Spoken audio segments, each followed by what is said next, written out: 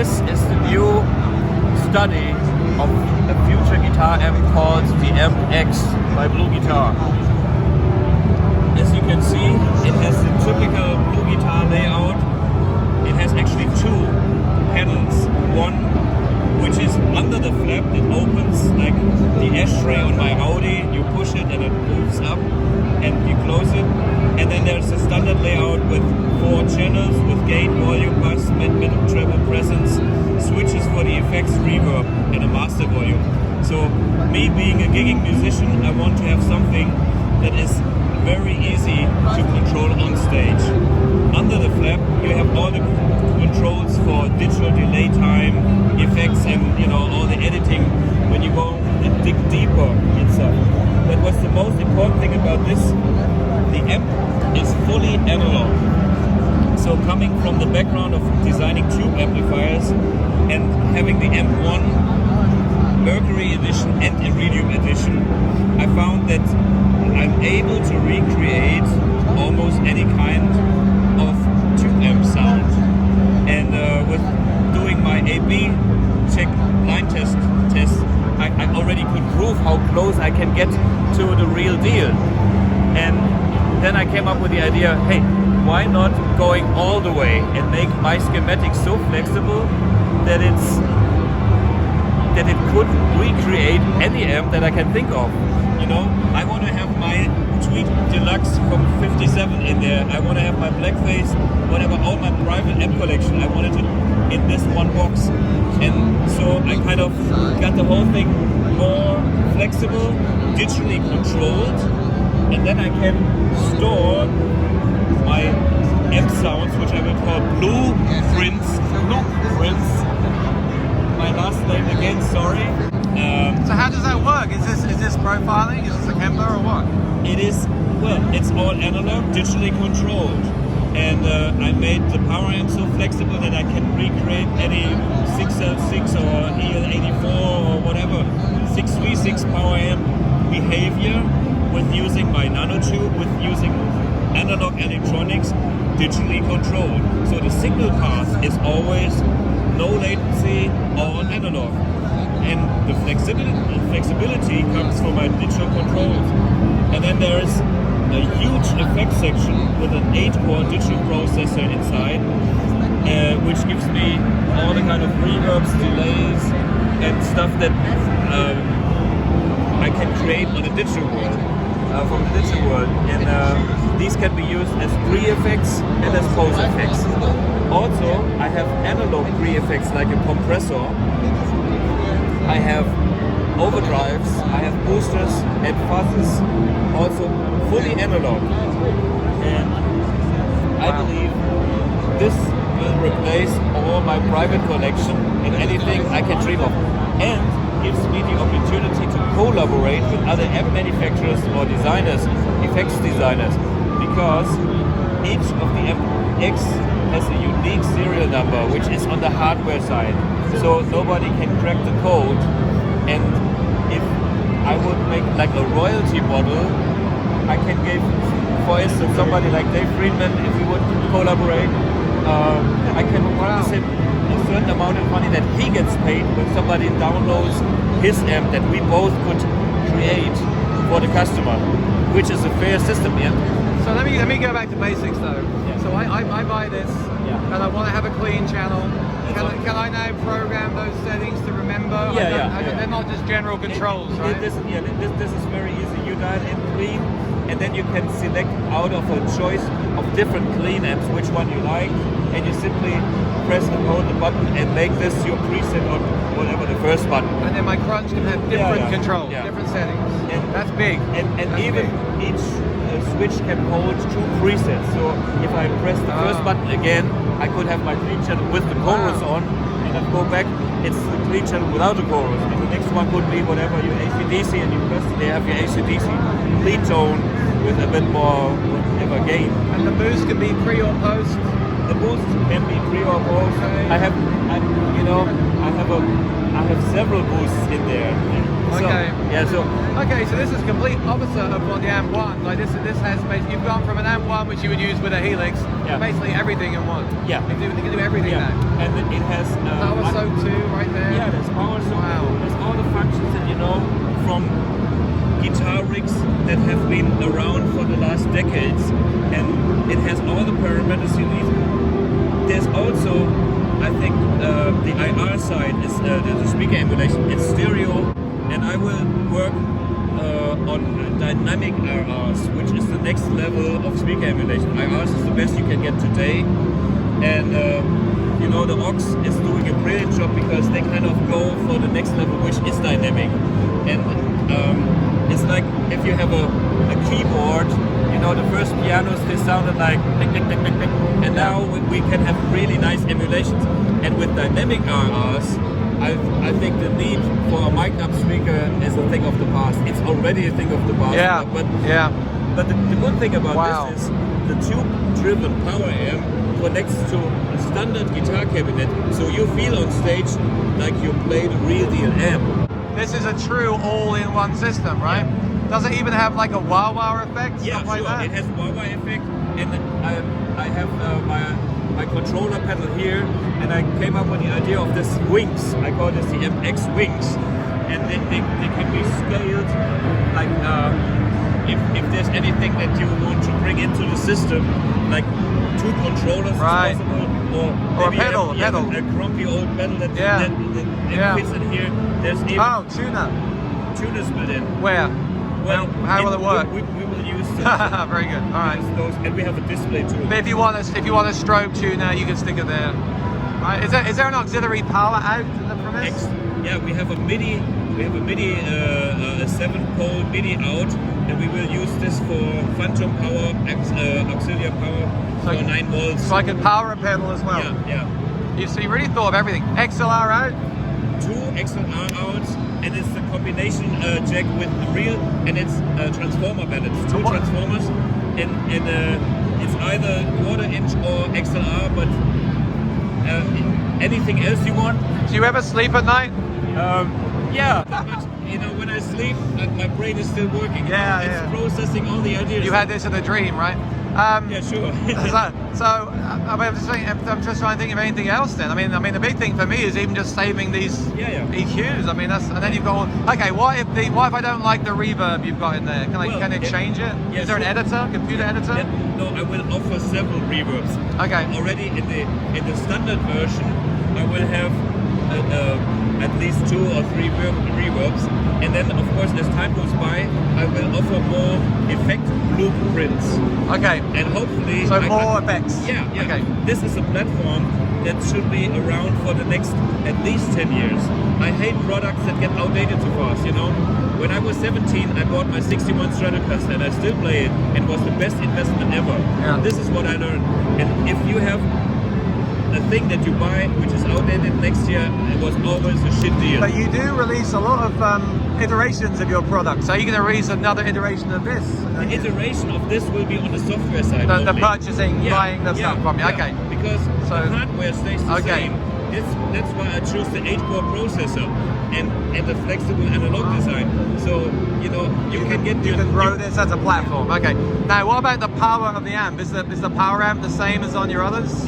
Or more powerful? It is actually a bit more powerful, but it's based on the same principle. So I called it 100-watt nanotubes, but actually it put out 200 watts, and I used the headroom between the 100 and the 200 of kind of making the power amp feel differently. You know, on the metal amp, I do need a different kind of sagging, so it's more of clean power versus the Mercury, which has more sagging and tube overdrive, where certain nodes have 150 watts and other nodes only have 100 watts, which is the same thing happening on classic tube amp designs. So there will be no computer editor to make your sounds, right? Well, let's put it that way.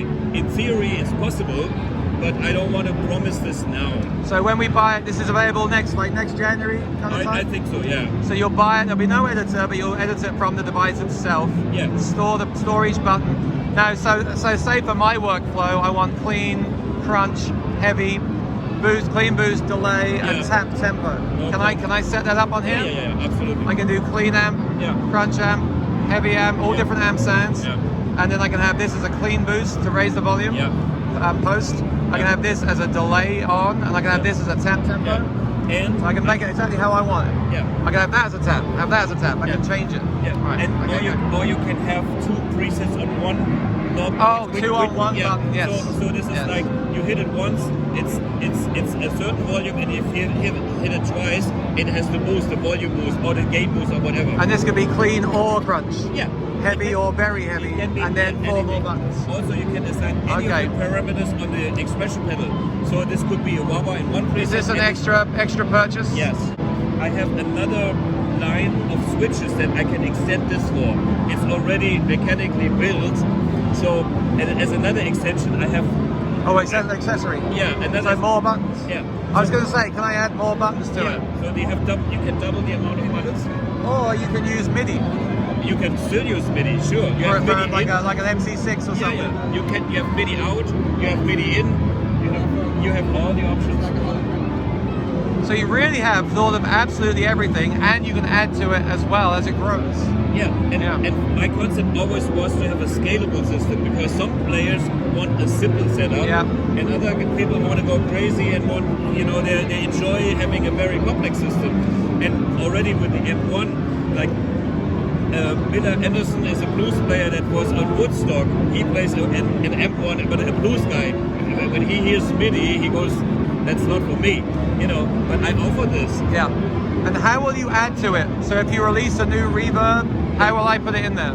So there's the USB connection. This goes online to our website. Our website will recognize the amp serial number. The website will tell you exactly what is on this amp already, if it's the basic functions, or if you already purchased an extra amp. Then, from this level, our website will make suggestions. You could have the presets which are using the extra amps, blah blah blah. And then you can purchase from the website, and I'll go straight in. And you can even make a copy on a USB stick for the guys that don't want to do this. So we can send old school USB stick to somebody that doesn't have internet. The most interesting thing for me is that I can send you my amp and you can recreate it in this. But how close is that going to be? I mean, I've got a Kemper. Is that going to be like the Kemper? At least. Really? I mean, Kemper, I highly respect Christoph. We know each other for decades. And Christoph is the digital genius on the planet. And what he has created was bringing, the digital market to a new level. And what I'm doing here, I think I bring the analog market to a new level. And I see the future in a combination of this, because I'm the analog guy, but I want to have the most advanced analog amp there is, because I love the digital flexibility and the benefits you get out of digital technology, but I want to stay as close to the feel of the tube and also the way how it's operated. If you see the knobs, it's super simple. There's pedal, there's amp, there's effect cam. If you can operate a pedal board, you can operate the MX. It's a great hybrid. It's the most interesting hybrid I've seen, and it's great that you can update it as well. You're not just stuck with what you buy. You can tweak it if you want to. Really exciting. I mean, everyone's talking about the neural thing, but this is a whole new approach. I love it. But I mean, obviously the effects are digital, right? As I said before, I have some analog effects, and some digital effects. So the digital effects. I mean, some effects you will do digitally, reverbs, delays, anything. But some effects I could have even a digital compressor if I want that. Right. But I try to maintain 100% analog signal power, so I already have a built-in analog compressor. But if I want to have another one which is not built in here, I still have the option in the future.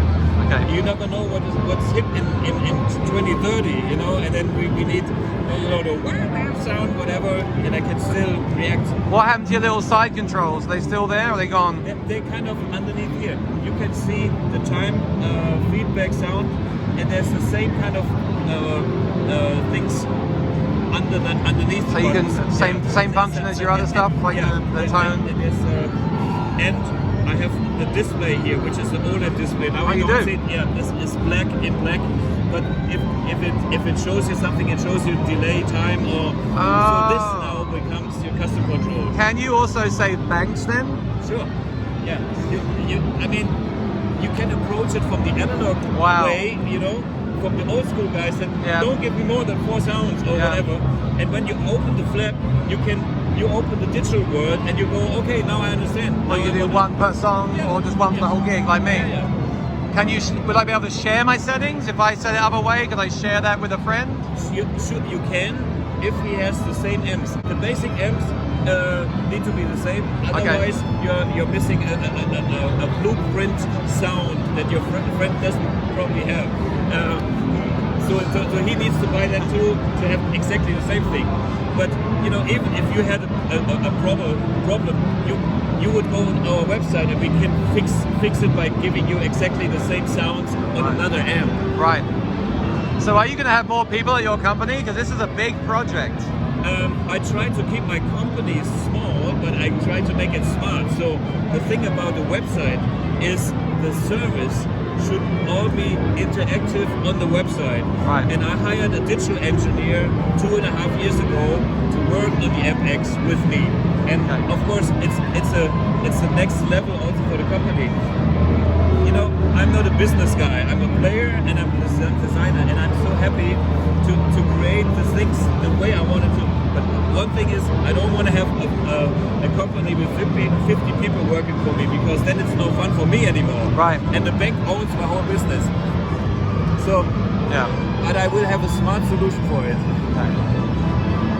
I'm very, very impressed. Thank you. So available next January. Yeah. Any idea of price? At this point, I would say it will be double the price of an M1. Okay, so around But, I mean, 1,500? 1500, yeah, so in that kind of price range, maybe a bit more. We will see by the end of the year when my manufacturer actually has quoted all the details. You know, my flap alone is it took me 3 mechanical engineers to do it. The first one couldn't do it, the second one couldn't do it. I said, if Audi can do it, we have to do it too. I mean, the other modelers are around 17, 18, Yeah. and they don't have a power amp. You have to buy it Yeah. separate. So I think that's a good price. Yeah, I think it all comes down now to how it sounds, Exactly. how the effects sound, Right. how you support it, exactly. and the community that grows around it. But yeah, I've got to say, this is one of the coolest thing I've seen in the show. Thank you. I'm really impressed. So thanks for your time, and Big pleasure. we look forward to it.